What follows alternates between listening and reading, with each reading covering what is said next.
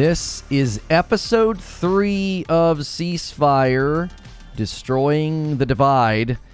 And this episode's going to be a how-to episode. How do we bridge the gap? We've talked about why in the world we're doing this podcast.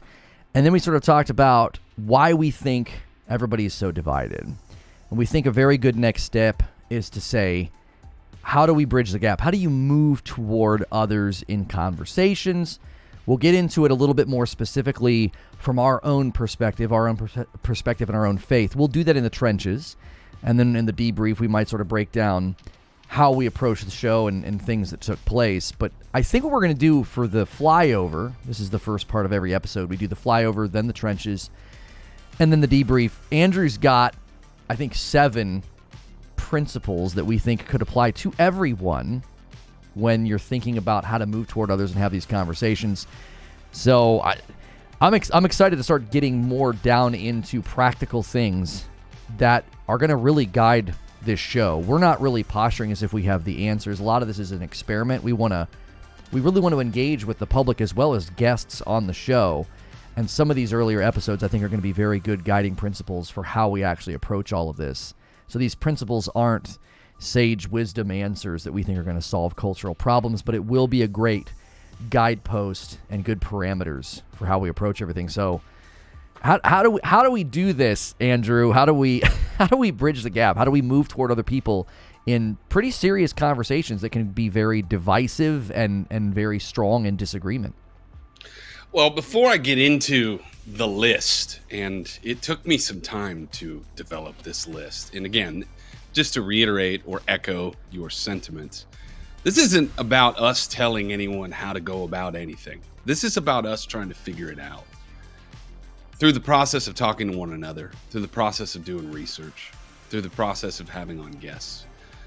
And I went to bed last night, let me just say this, feeling the weight of this question and going, I don't know how to answer this.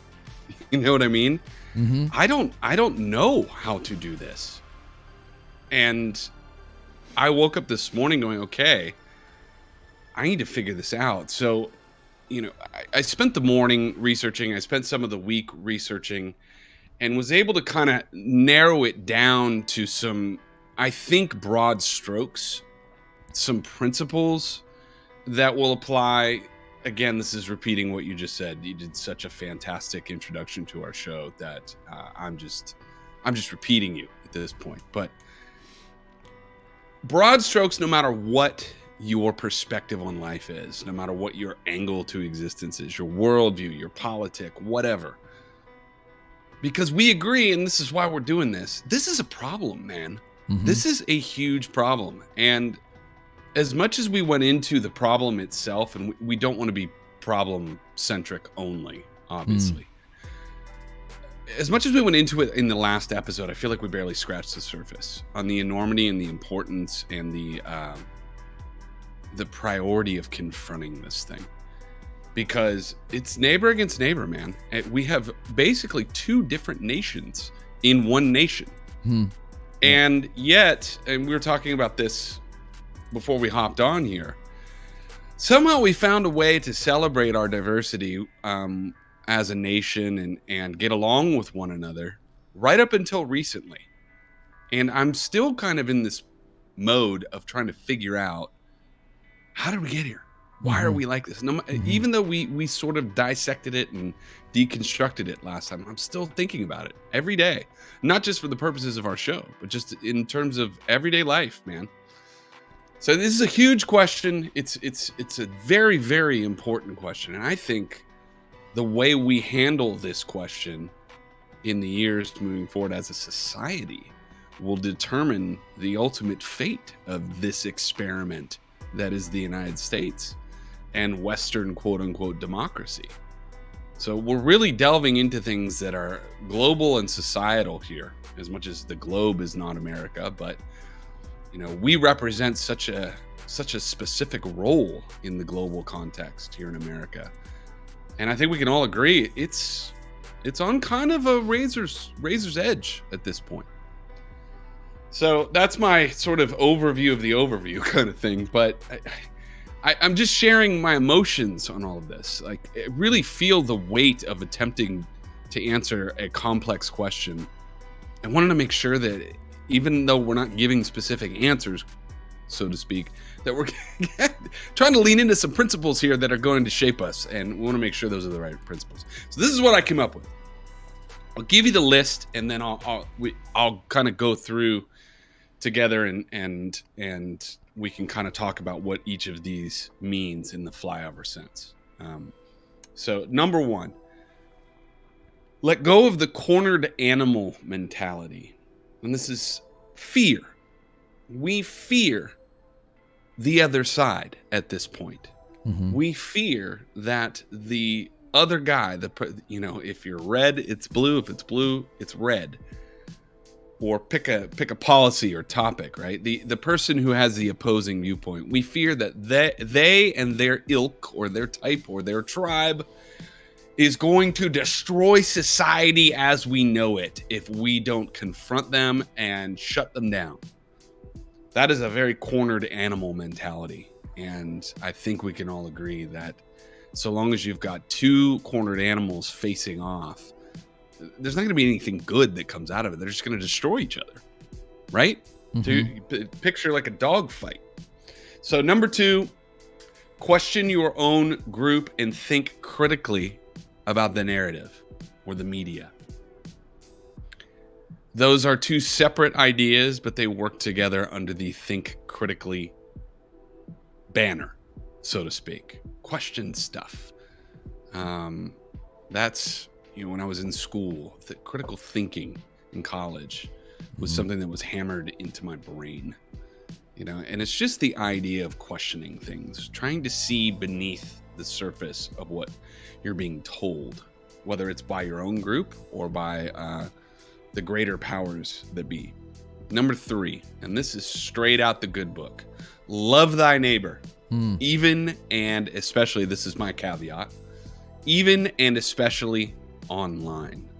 I think we should talk about that a little bit, some principles to online interactions. I think that will fly in the face of the prevailing cultural approach. Let's put it that way. Number four, seek to empathize even if you disagree. And this is an attitude. It's a posture about living. And you're going to have to be intentional about empathizing with those that you disagree with. And I think that's something we're going to really take a stab at on this show. Just as I've been walking through potential guests, thinking about it, pondering conversations and topics, hot button issues. The goal here is to not just bring on people that reinforce one perspective, but to get into the depths with people that we might have some disagreements with. And we're going to learn a lot about empathy. And that's something that's being lost in the world right now, the idea of empathy. 5, invest in real community and relationships.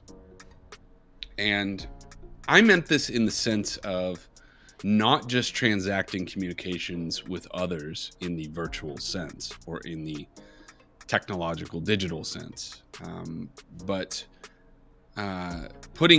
giving time and making effort to go out of your way to actually spend time with people and to invest time, effort, energy, and truth into actual physical friendships, relationships, family, and the like, even church or other type of community. 6, emphasize reason over emotion. I don't know if you've spoken to anyone recently that may have a differing perspective than you do about a certain issue, but as soon as you touch on the idea of disagreement, it seems like it's becoming more and more common that you elicit a very strong emotional response. No matter what your words are, no matter how you go about approaching them, if you express disagreement in any way with another person in our world, you're going to elicit a very strong reaction. And I wanted to look at that and talk about that a little bit, because I don't know if that's necessarily the most healthy way to approach engaging other people. And finally, and this ties into empathy, show you care. This is like really common sense, love thy neighbor type stuff. It's like you got a neighbor, and you know that that guy is flying the flag that you disagree with, and they need help bringing in their groceries. You know what I mean? Are you not going to help them bring in the groceries just because they are flying a different colored flag on their front lawn? You know what I mean? And yet, that's where we've gone as a world. So this is really kind of getting at the core of our attitudes, I guess. Again, no matter where you come from. So, I'll kind of volley it back to you, Lono, or Lucas. The artist formerly known as Lono. You guys have to understand that I came to Lucas. He was introduced to me as Lono. That's right. So I have to constantly correct myself, and he's even Lono in my phone. So I'm probably that in many people's phones, actually. Yeah. So the artist formerly known as Lono. Yeah. That's right. I kick it back to you, man. I mean, I think we should, in the flyover sense, maybe just attack each of these and kind of bat it back and forth a little bit. Any kind of thoughts on that list, or just the idea of confronting our own attitudes as individuals? I like that you started with the cornered animal mentality, because fight or flight gives you the option of flight. You can just leave. But I feel that it's gotten to the point where people don't think that's possible anymore. That's why I think that's such a good picture to give people, that they feel like a cornered animal. There is no running away from this. There is no getting away. It's all framed in destroy the opposition or they will destroy you. Mm-hmm. And that, I think, is one of the things that's gotten worse recently. We talked about that a little bit in the last episode, how it seems technology, Facebook, and sort of the social media and the political realm starting to overlap so much is where that really heated up. Because I definitely think in times past, even in my parents' generation and before, you really knew not to bring up politics at like a family cookout or a family reunion, because you knew it was divisive.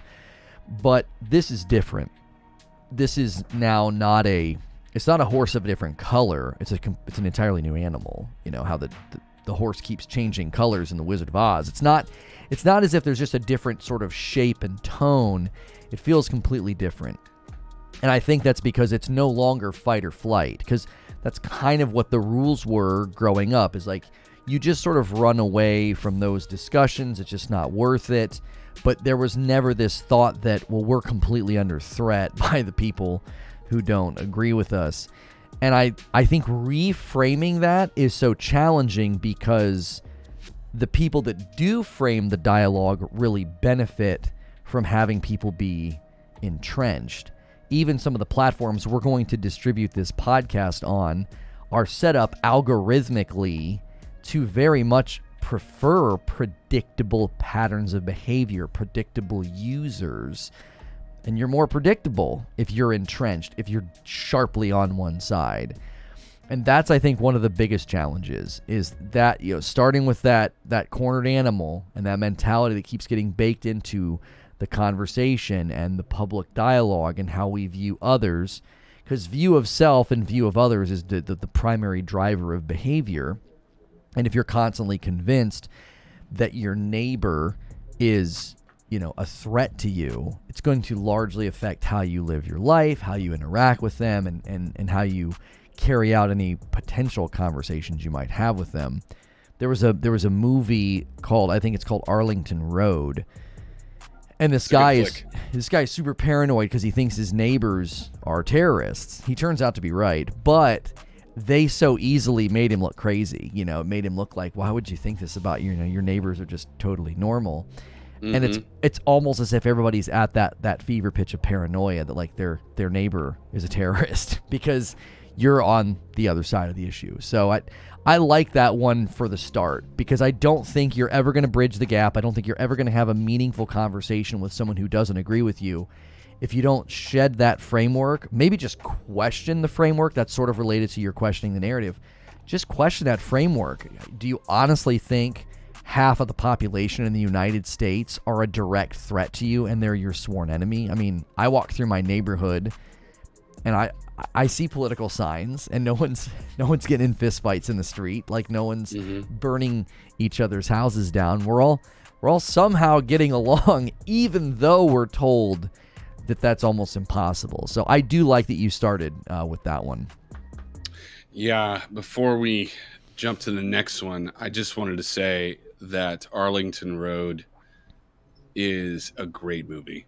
It's so scary. Joan Cusack is terrifying in that film. Terrifying. Yeah. Like, wow. Yeah, I haven't seen that one in a long time, man. It just came to me as I was describing that, because like it's Jeff Bridges, isn't it? He's like losing it, because he's convinced he's right, because he was, And it's Joan Cusack's husband is Tim Robbins. Yeah, who's also, when he's cast as a creep, he does such a good job being a creep. Mm-hmm. He's also great as Andy Dufresne. So but man, scary movie. If you haven't seen that film and you're listening or watching, you need to watch that. It's an older one. It's like 20 years old or something, correct? It's pretty old, yeah. So this idea of being afraid that if the other side wins, that society will be destroyed, I think it's overblown. Now, do I have strong opinions on policies? Of course I do. We all do. But I think it has been shown in recent history that there is money to be made by solidifying your base. Mm-hmm. So there is always an angle being pushed by either side to vilify the other side, because you mentioned internet traffic. It solidifies a lot of things. Internet traffic, money, all of the above. Audience. The fact that you and I are trying to take a moderate perspective on this is probably shooting ourselves in the foot, because there's more money to be made in appealing to the tribe, so to speak. The problem is, though, if we continue down this road of fearing thy neighbor rather than loving thy neighbor, we will not have any neighbors, because the whole divide and conquer mentality, and this is a totally different topic and a different episode, but if we are on the brink of civil war, if we're a divided nation, if we are two different nations, however you want to frame this, if we're two different nations in one, we will eventually lose our nation, either to a foreign power or to self-destruction.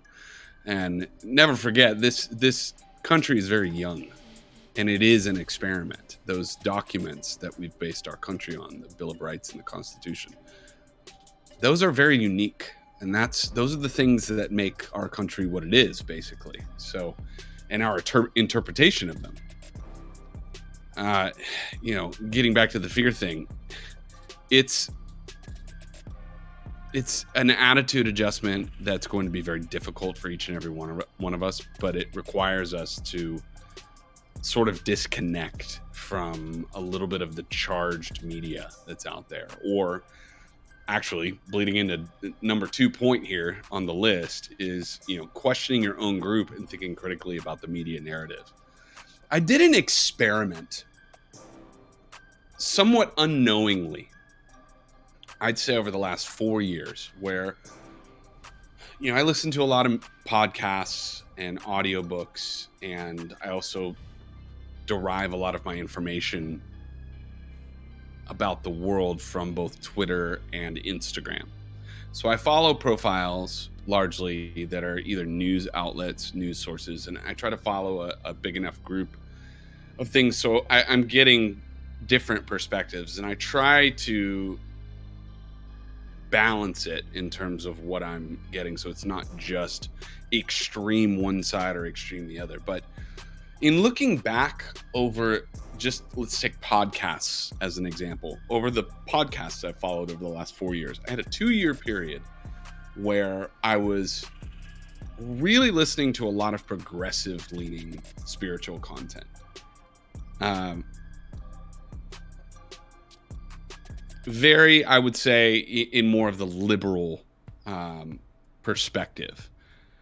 And I found that my attitude in general about certain things, or about topics, principles, policies, were very, my emotions were shaped by the content I was absorbing in a certain direction. And then more recently, I have followed more of the moderate to moderate right, peppered with some moments of some more past moderate right leaning content, because I had been listening to left leaning content for so long. So I was trying to balance it out to get the other side. And I found that my attitude each day was, and my emotions were very different based upon that. So you can literally sway your own feelings about the world and your own attitudes about the world by the stuff you're taking in. And I think the first step in thinking critically about the world around you, the media, and your own group, is in being aware of this phenomenon. If you're constantly taking in stuff that's getting you charged up about the other side, you are going to get charged up about the other side. And it's going to play into that fear mentality. It's going to play into, the whole thing that we're talking about. And eventually it gets very propaganda-esque. Because again, there's an agenda from every media and news source and platform and person who has a following. There's an agenda. There's an angle. They're solidifying an audience. They're trying to turn a buck. They're trying to gain influence. There's always an angle. So I had to personally, in this kind of experiment, come to a place where, after giving sort of weight to different sides of the argument, where I actually kind of removed myself a little bit from too much charged content at all. And now I only have a couple shows that I follow. They're pretty apolitical or media criticism perspective in terms of the content. In order to think critically, you have to realize that there is always a spin to the message that you're being given. And you have to question it, even in your own group, even at a church, even, if you're a staunch, Republican or a Democrat, you realize, there are ways that the people you're getting messages from are benefiting. And so you have to think about what their motivation is. And you have to sort of get behind the words and really hear the messaging, so to speak. That's what I mean by being thinking critically. Yeah, and when you're doing that, when you're stepping outside of the presumed thing or the assumed thing, you're sort of looking at it, questioning the podcast you're listening to, the news media outlets you're listening to, maybe the church that you go to, maybe the books that you're reading.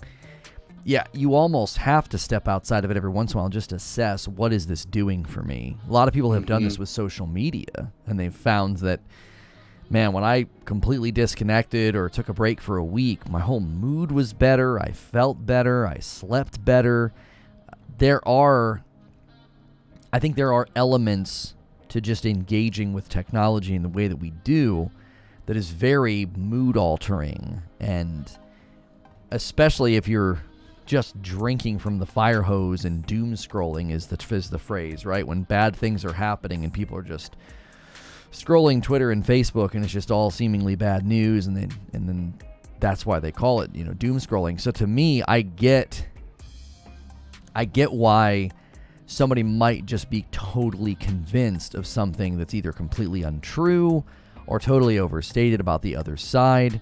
Even in my interactions with gaming culture, we run into this. We run into people who are so entrenched on a side that they'll just say things that are not even remotely accurate or factual, but it's based and rooted in fandom. They're such a big fan of a certain thing that they do and say and believe things that are just fundamentally not true. And then if you think about what that might look like in the political realm or the philosophical realm or even the religious realm, calling people to turn and question that and doing it in a way that says, listen, it's okay to do this. This isn't wrong. You're not turning around and saying that your tribe is wrong or incorrect. You're not like leaving whatever faith or group that you're in, but you're trying to step outside of it to just sort of observe what is it doing to you. Is it helping you? Is it helping you flourish as a person? Is it increasing your ability to love and connect with others? Are you thinking well? Is it promoting good thinking? Is it promoting loving others more and just existing in a good way? I wrote down 3 principles back when I was trying to come up with a podcast like this for myself, and I wanted to help people think well, live better, and love more. And if the content that you're consuming and the people that you're believing and trusting, if they're not doing that, then you have to question, is it a problem with you or is it a problem with them or the messaging? Because if it's degrading your ability to love others, to think critically, if you're sort of just doing this blind faith thing, not even in a religious sense, just a blind faith, a blind acceptance of whatever the group is saying, you have to wonder what that's doing to your mental health and your human flourishing. So I think that's another good one is, if you're going to shed this framework of I'm a cornered animal, that's going to naturally, I think, make you question what you're listening to and what you're hearing, because some of that is largely probably why you feel like a cornered animal. It's possibly coming from the very tribe that you think is so great and so good for you might not be. And the idea of thinking critically is just this. Ask yourself, what is this person, this show, this news outlet, whatever it is you're taking in or whatever voice it is you're listening to, ask yourself, what is their motivation? What are they trying to do? Why are they choosing this story? Why are they choosing to present this argument? What money is there to be made by presenting this argument or this angle? That's a great one. Follow the money. That is a part of thinking critically. Once you start realizing that there's a spin and an angle to so much of what we consume, and a lot of it is, this is a charged word, but it's true, a lot of it is propaganda. It's meant to elicit an emotional response from you and condition you to respond in emotional ways in the future. When you start to realize that and you understand the nature of propaganda and also the fact that so much of what we consume is borderline or actual propaganda, you start being freed up a little bit more to make your own decisions that aren't as tribalistic, that are a little bit more individual, and you become empowered to be less afraid. That's the key. So number 3 here, love thy neighbor. This is very basic, very foundational, very WWJD, right? Yeah. But the twist is even and especially online. Ooh. Because part of the fun of being on Twitter or being on social media or going on Facebook or pick a platform, pick a community, is going on there and speaking your mind and telling it like it is, and even tearing down or just giving a jab or making fun of people, coming up with a meme and that illustrates how stupid someone else is and how smart you are. That's part of the fun, right? It's the exercise of hierarchy in human nature. But if you throw in the love thy neighbor and you apply it to the social media sphere, ooh. What do you think, Mr. Lucas? That's a tough one. I mean, we want to use the trenches to do more of the deep dive and like applying our own faith, but I do think I want to practice what we just talked about, where we're supposed to turn, question tribe, think critically, and look at what they're doing. And I would say that a lot of people from the more conservative, more Christian background, they will twist this, I think, because they would say loving their neighbor is them giving them truth.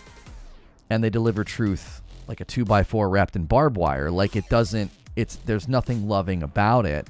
And in preparing for today, I wanted to find that. I always quote it, being wise as a serpent and as gentle as a dove.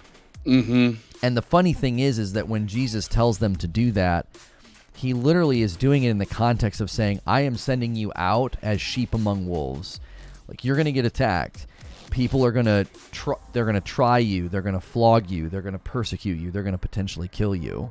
And in that context, he's saying you need to be gentle, as innocent as a dove, as wise as a serpent.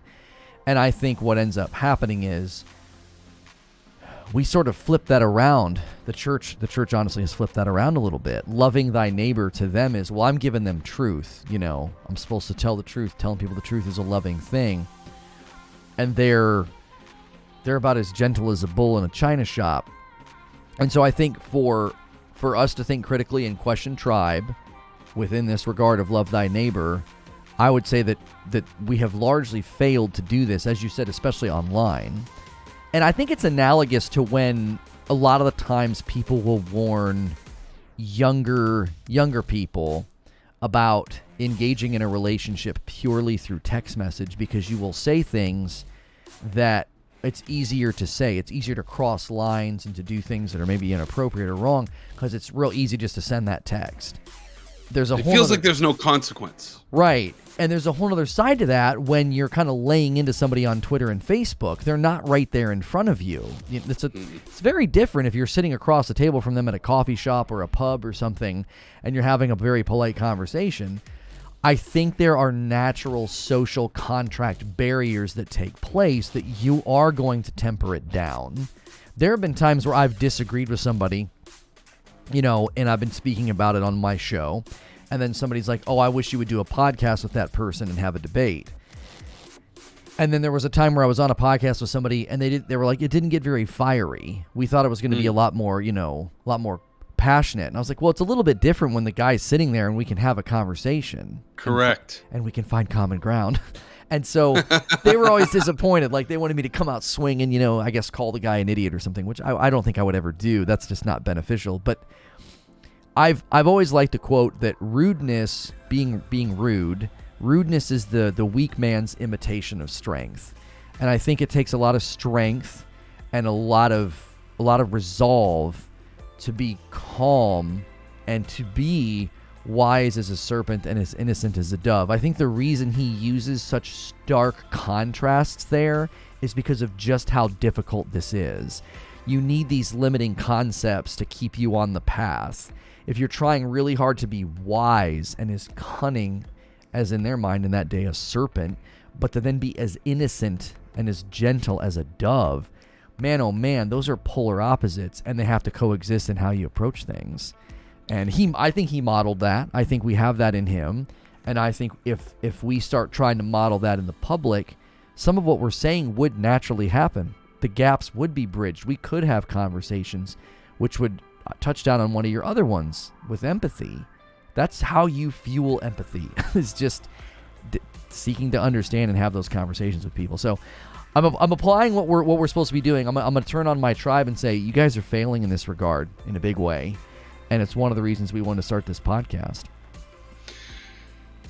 Talking to people online. This is something I methods of communication, attitudes. When you are a public figure, and when you are a public figure in any way, you open yourself up to criticism. Mm-hmm. It's part of the job description. But it has become so much easier for folks in the area of in the era of social media that we've been living in now for going on 20 years. It's so easy to fire off a comment on Twitter or a response on Twitter and say, "Ha, you're an idiot. You're so stupid." Da da da da da. I find myself more and more, if somebody says something to me that's ultra negative, either on Facebook or on Twitter, my response more and more is, shoot me a private message if you'd like to have a conversation about something that you feel like I've made a mistake on, am doing wrong, or whatever.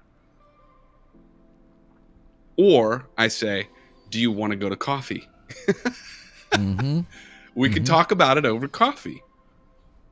Yep. The implication is you probably wouldn't communicate that way if we were face to face. I find that that's the answer to all of it. If we would all just treat people online as if they were face to face with us, it would change the world. Now, is everybody going to do that? No. Can we try ourselves, those within earshot? Yes. Can we encourage others to do that? Yes. Can we be the one that's less reactionary and that really thinks before we respond? Yes. If we can take ownership of it on an individual basis and then pay it forward kind of thing, we can change the way this works. The problem is that, again, this gets into thinking critically, and then we'll move on to the next one. The problem is the highest ups, the owners of these platforms, let's take Twitter as an example, they benefit from the arguments. They want the arguments. That's what drives traffic. You talk about driving traffic, I mean, that's a whole nother conversation as well, but they're benefiting from us being rude to one another. They're making money off of it. But when you start to realize, oh, there is a strategy there to actually create a platform that is, one, addictive, and two, basically is meant to bring out the worst in humans and the way they respond to one another, you start engaging the whole platform differently. You start engaging the conversations differently. And you realize, I'm not going to change anyone's mind by calling them an idiot. All I'm doing is, calling attention to myself and grandstanding. That's it. Before I move on, I'll say this. The times that I have, gotten rude comment, which has been minimal, but a rude comment on Facebook or Twitter about something or other, all of the times that I've tried to engage that individual on a personal level, like say, hey, let's have a conversation about this. You seem really worked up about something. I never get a response, ever, from the people that do that. Because the end game is not to have a conversation.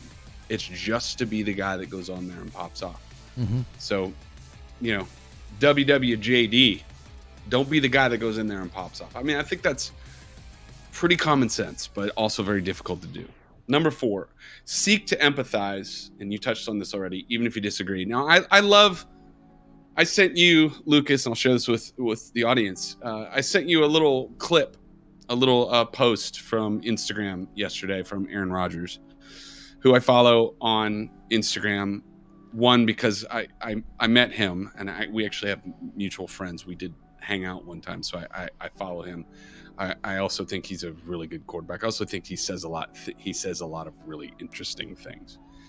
And I don't know why it showed up in my feed, but because I don't see a lot of posts from him. But it was him on a podcast, just basically saying we've lost the ability to just put ourselves in the other person's shoes. We or the desire to. And when you can actually intentionally think about not just the thing that person's doing that bums you out or you disagree with, but you think about why they're doing it. That's the critical thought element. And then you go and you make an attempt to listen and hear why they made those decisions, why they believe what they believe, or why they chose the lifestyle that they're living. Again, it's not about and we'll get into this in the trenches, it's not about necessarily the gospel of inclusion per se, but it is about the idea of trying to understand your fellow man from a human to human perspective and empathize with their plight a little bit, because there's always a really good reason, usually, why people do the things that they do. And empathy is kind of the opposite of, the bad kind of judgment. We've talked about judgment a little bit. Empathy is kind of the antidote to the type of judgment that we're warned about. Walking, 5 paces in that other person's shoes is another principle that requires intention, but if done, can really defuse the fear and the anger and the hatred and all the above. So talk a little bit about empathy. I do think sometimes people misunderstand, ironically, they misunderstand what empathy is supposed to be about. I'm so glad you're saying this. It's not sympathy, and it's not... It's a different word. Yeah, it's not just sort of listening and saying, thanks for sharing that information. It's the attempt to enter in and understand and share the feelings that they have, as if you almost take on that mind of what's the that emotions. Like. It's about the emotions. Right. We're talking about diffusing emotions. Now we're talking about entering into someone else's emotions. Yeah, and I know even in my own marriage, that has been so key, because we do therapy. I strongly encourage people in relationships to do this, because we've been doing it for like 4 years. And even if it's just maintenance, you're just sort of checking in and combing through stuff that's happening. Oh, we're going to take this trip and all these different things are going to happen. You're sort of building up bulwarks and garrisons within the relational strength to just sustain life as it happens. And something that I've noticed is that if I attempt to empathize with my wife when she's frustrated, when I come upstairs, my day is done and her day is just sort of hitting its fever pitch, because she's trying to do things and the kids are in that state of mind where it's almost time for dinner, dad's almost coming upstairs, so they're like a buzz of energy. And when I sort of enter in and attempt to understand her frustration and just listen and to say, I share that frustration, or I understand and feel that with you, like I'm making space for that, it makes the evening go so much better. It creates like a lot of relational strength, because then she feels like she has support, she has somebody on her side. And then I'm going to handle, like if the kids are being especially frustrating or they're being bad, that empowers me to sort of enter into the moment and take up for her and say, look, you guys need to chill, you need to do whatever, mama's having a rough time because you guys have been so, disobedient today, or whatever it is that they're doing. My kids are actually pretty well behaved, but summertime, all structure goes out the window, so it can lead to a lot of, just days where they're not being particularly great. They're 6 and they're 8, so they're high energy. And so if in a relationship that's like the epitome of important in my life, that I have to have this very strong bond so we can weather anything that might happen, one of the things they talk about in books and even in counseling and therapy, why these things are so important, is you're essentially building yourself up to prepare for what may happen in life. That you need to have something that suffering can't touch and destroy. And if we were to try to have this in society, the results would probably be transformative to culture, because what you would do is you would create relational strength and relational bonds that would be able to withstand suffering, disagreement, trials, frustration. But when there's zero empathy, we're so mechanistic. This gets into a lot of my commentary on technological integration, how we've integrated so much with technology, we're becoming mechanistic ourselves. Well, when that empathy goes way, way down, that's the bed, that's like sort of the seed bed for all of the strife and all of the anger, and no one really understands where the other is coming from. And I do think people, they struggle with this, because I think, how on earth could I empathize with somebody who is on the complete opposite end of the spectrum?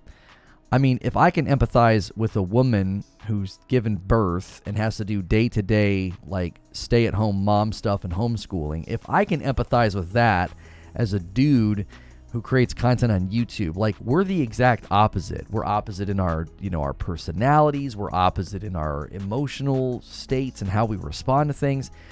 I would happen to think that you could empathize with somebody who's on the complete opposite end of the spectrum of you in the culture, within politics, even within religion. I think there's ground level understanding and empathy that can be shared between people that would then make society and culture more durable. It just feels so fragile right now. There's a fragility to everything. It just always feels like we're in a tinderbox, just waiting for the right spark to hit the right wick, and that's hell in a relationship. When there's so much fragility that nothing can really happen. Everything kind of has to stay safe. There's no true conversations. People that say, "Oh, well, we never get in an argument in our marriage or in a relationship." I'm always like, man, that relationship has to be so shallow and so fragile. And I think culture very much mirrors that. There's just a fragility and a shallowness to how we interact with one another, which is why it doesn't take much for somebody to feel like they're your enemy, which is related to everything we've said up to this point. Yeah, and you're talking about point number 5 now, which is invest in real community and relationships. The idea is we are very shallow in the way that we relate to one another, and it's going more. The more we go towards digitized, integrating technology, the more shallow our interactions become, because technology, among other things, is designed to give us quick fix solutions to every dilemma in life, including relationships. The problem is we are designed to have physical interpersonal connection, one-on-one as well as communal. Relationships are not meant to be transacted fundamentally in the way that we're made as people online, through text messaging, through media platforms, even through FaceTime calls or whatever, video calls. We're meant to be in physical proximity with other human beings on a regular basis, working through the dynamics of vulnerability and communication together. That process is messy. That process is difficult. It requires work. It requires disagreement. It requires forgiveness. And on and on and on down the line. That is the opposite of the model of relationships in the digital era. We're being pushed as a species towards the disintegration of physical community, the disintegration of the nuclear family in the traditional sense, the disintegration of normal, what we would consider to be traditional, just relationships, friendships with other people. And the pandemic era that we just lived through really pushed us further down that trail, because we were so isolated from one another because of the lockdowns and the above. Well, guess what? They were pushing, those in charge were pushing the boundary further on all of the above. And in some ways it was a huge social experiment. But I will debate the fact that we could ever find the true meaning that we were destined or created, or whatever word, fated, engineered to experience in actual human interaction. We're not. It is impossible for us to find that same level of satisfaction in relationships, same meaning, same purpose, yada yada yada, if it's virtual, if it's digital. Invest in real community and relationships. Yeah, my wife and I struggle with this one because we've grown up in church culture, and we've always said, how do we walk through our neighborhood, and there was this one person that we always make sure and talk to, and they're very nice, and the kids like to go into their garden, and they had shared something pretty troubling that they were going through, and I thought, well, I'm going to ask if it's okay if I pray for them. Like, hey, would that be okay with you? And they said yes. And I thought, well, I'm going to ask them, to come to church with us. And they thought that they were really receptive to it. And We're still trying to work it out, but they were very receptive to it. And then when we were walking, my wife said, I just wonder what it's like to not have that sort of just automatic community and hub of support. So when something bad happens, you have people that are there. Mm-hmm. Just something as simple as when you have a baby and people like make meals and bring meals to the house. Like, what a great service that is. I mean, we're at a church where seems like there's always a baby being born. It's great, right? But it's so cool to see that mechanism fire, automatic. All these people sort of descend on this family and support. And I'm not saying that church is the answer, but apart from having something like that, I've always wondered, and we've talked about this, it must feel sort of lonely. And there does seem to be sort of an epidemic of loneliness. I do think 2020 and the pandemic made it worse. But I think even prior to that, I do think there was sort of this gnawing sense of loneliness on so many people. I think it's one of the reasons that parasocial interactions have gone up. Interacting with live streamers, podcasts, Twitter, that whole social media, people are sort of now starting to live online. That's where they live, which is a very lonely, very disconnected way to live. Ironically, it's the most disconnected way to probably live your life, and yet you're so highly connected that it sort of blunts your sense of you're very much alone. And something that Keller's really big on in one of the books that I was reading, he talks about like you need meaning that suffering can't touch. I think even beyond that, you need community that's there when the hammer falls, when something bad happens, when something's not very good. And as you're saying, like, have real community, have real connections. I know how that looks for me. I don't know how that looks apart from, because I've just that's a bias and an assumption built into my life. That's a presumption I'm trying to kind of own. If this is just kind of where I exist and land, that's where I'd want to lean in and just listen and try to empathize to those who don't have that. Like, where do you go? How do you go out and find community? And that's what we should talk about more in the other segments. Yeah. It's not easy. Again, I'm laying out principles here. Yeah. This is theory. You know what I mean? And I realize it's not that easy because, I've experienced it. I live in Southern California. People are more disconnected in Southern California than they are other places. And it's really strange because there are so many people here. Mm-hmm. But it is sort of a microcosm of the greater social media world in the real world. Meaning, people are there's a ton of people living in close proximity to one another, but they're all very isolated. And I'm not the only one that's expressed this. I've heard this expressed to me dozens of times over the years from California transplants, people who have moved here at certain points. Mm-hmm. I moved here when I was a teenager, but come to a similar conclusion that it's really hard to connect with people here. Yeah, I've had that struggle with church, with finding a church that I can connect with, and I've had a church that I've been attending the last couple of years, and I've been working on my church problem with this place. Got it. Yeah. I still don't feel very connected. I attend. I have made some friendships, but those friendships don't really extend much beyond like when I'm there. Mm-hmm.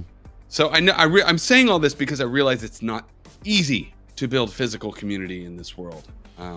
It's work. It's work. It's hard. It's work. Like, through the summer, I get frustrated because we have a small group that we meet with every other week, and the summer hits and we never see each other. And I don't like that because it's work. You have to put in the effort. You have to be around each other. You have to try. You have to have meaningful conversations and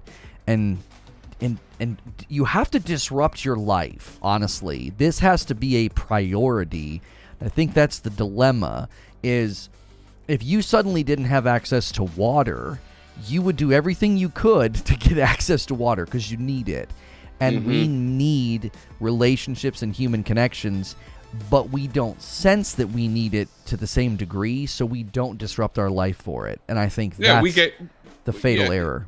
All of this, ability, all the options that we have now in this, the ever increasing technological, world that we're moving towards every moment. It's all convenience, and it's all like anything that transcends that is going to be more work. It's going to feel uncomfortable because, the goal of technology is to make our lives easier, and yet not better, just easier. Point number 6, we move through these last 2 here, and then we should wrap, obviously. Emphasize reason over emotion and realize we aren't as divided policy-wise than we think. I had a conversation with a friend, and whenever I say a friend, realize that I'm usually not talking about the same friend, but it might sometimes sound like I'm talking about the same friend. It's a different friend, comes from a different perspective than me on different take on things in the world. And I remember saying specifically, hey, I'm looking to start this show with this buddy of mine, and we're going to talk about why being divided is such a concern, and try to diffuse it, try to confront the division that's in the world, neighbor hating neighbor type of thing. And I got this like very emotional response, and it was literally like, I couldn't believe it. Like, it was almost as if the words that I spoke were in another language. Like I was saying, basically, I was responding to a question. I want to make sure I explain this properly. The question was posed to me, how do I feel about Trump? And I didn't really engage the conversation because that's kind of a loaded question.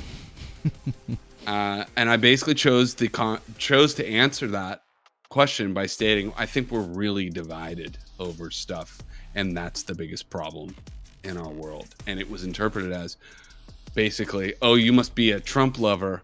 I don't know if I can hang out with you anymore. And I was like, ta-da! That is such an illustration of the way that we have been conditioned to respond emotionally to things in a way that's irrational. And this is becoming increasingly common. If you even mention certain topics, and if you don't convey a 100% alignment with the topic or the narrative in question or the thing that the other person believes, it's just such visceral. Getting back to that caged animal thing. But this is the result of conditioning.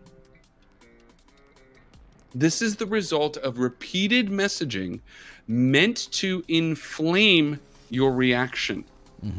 It is not a normal human posture to respond to someone who has an opinion about a political candidate or a policy or an issue with a level of anger, frustration, hatred, whatever, that borders on, irrational. That's not normal. You know what I mean? And what I think we don't realize is this pandemic situation the last couple of years has really eroded the mental health environment that we live in and the emotional environment that we live in. People just don't have much threshold anymore to deal with anything. You think about, like, you're a parent. You think about, when you're operating on very little sleep, very little rest, and your kids are acting out. You have a very lower threshold for reacting strongly. You know what I mean? It's so much easier to fly off the handle when you don't have enough sleep, right? I mean, this is a similar thing. It's like we've been deprived of human needs as a society, and we're still wrestling with that, the after effects of it, economically, politically, of course. There's so much residual gross happening in the world as a result of this pandemic stuff. I don't think the average individual realizes how much we've been traumatized on the other side of it, and it just inflames our emotional reaction. That's just one reason, I think. But again, identifying our own maybe inflamed emotions about the mental or political environment that we're living in is the first start. And we'll get into this more into the trenches, but just give me an initial reaction on this. Emphasize reason over emotion. Yeah, the funny thing is that I think everything we've talked about before this point is kind of how you get there. I think you have to have the self-awareness to see that maybe, as we said, your tribe, your source of news consumption, podcast, your source of, entertainment is making you feel like a cornered animal, and that's killing your ability to empathize, which is you're throwing reason out the window. Everything's emotional. Everything's an emotional reaction. And as you mentioned, like being a parent, being short on sleep, that I was thinking about it from the opposite perspective. Something that you're commonly taught as a parent is that children need structure and boundaries and barriers, and they'll push against them because it makes them feel safe. And when barriers and boundaries and the level of disruption we've experienced for the last 2 years, I think it makes people feel a heightened sense that they aren't safe. That goes into the fear angle that you talk about a lot. So I do think the psychological impact on people, you saw the way people reacted. It was quite shameful some of the times, basically throwing tantrums in public. And it very much reminded me of a child that suddenly feels unsafe, there's no boundaries, or the schedule has been disrupted, or their expectations have been destroyed in an instant. They want to go swimming and then it's raining, right? And they throw a tantrum, they lose control. And we saw this play out in adults. We saw it play out in culture. And that's something people are going to have to process. They're going to have to do that inventory and say, am I guilty of that? Am I reacting in an emotional way because I feel like I'm not safe? Because so much disrupted what I thought was going to happen. I thought this is the life I was going to live, the job I was going to have. I thought this is where the future was going. And it was all disrupted. And this we'll get into this in the trenches. I think you need a bedrock. And if you don't have a bedrock, if you don't have something down at the bottom, I spoke about this pretty candidly recently after everything that happened to me. If there wouldn't have been something down there at the bottom, I'd have fell into the abyss. And I don't know if I'd have come back out of that abyss. And I think some people are still down there because they feel so much was stripped away, so much was disrupted. And that right now is a huge undercurrent in how people are reacting and behaving toward others. Yeah. And finally, number 7, and again, this is WWJD, like 101 love thy neighbor type stuff. It's just show you care. Even if you walk a different life path. And the analogy or the example that comes to mind is, the guy who's in your neighborhood who's flying that flag, who's maybe a different flag than what you would fly. They're bringing in their groceries. You're walking by and they need help carrying something, or they drop something. Are you going to walk by and not help them because of the color of the flag on their front lawn, or the political candidate they have a sign up for? Are you not going to be there? Or they're trying to start their car and go to work. The car doesn't start. They need help, to get to work so they can make the money to feed the kids, whatever. Are you not going to try to do something to help that person? Pick a scenario. But I've heard this comment so many times online where it's like, I wouldn't ... for that person that loves this political candidate or supported this thing or who didn't wear a mask or who whatever, you know what I mean? Pick the thing. Yeah. And it's like, where I come from, it doesn't matter. If that person needs help and you're walking by, you do the thing to help them, and we've lost that. Right? Yeah. It's a lot of it's rooted in an insecurity, which I think is it's an outworking of the fear, is that when you have that insecurity and that fear, you have to compensate for that. And you compensate with that with a sense of superiority, or You think you sort of have the moral high ground. And when you do that, you feel that you're in the power to judge. You're in the power to say and behave in those ways, to dismiss, to denounce, to say this person's beneath me or this person is unworthy of just common decency or love. And I've seen this. I have. There was a gaming channel. They got into some hot water because one of the hosts kind of laid into the audience, and it didn't go well for them. It really hurt them. It hurt their channel and their views. And then tweets started emerging from one of the guys kind of in charge.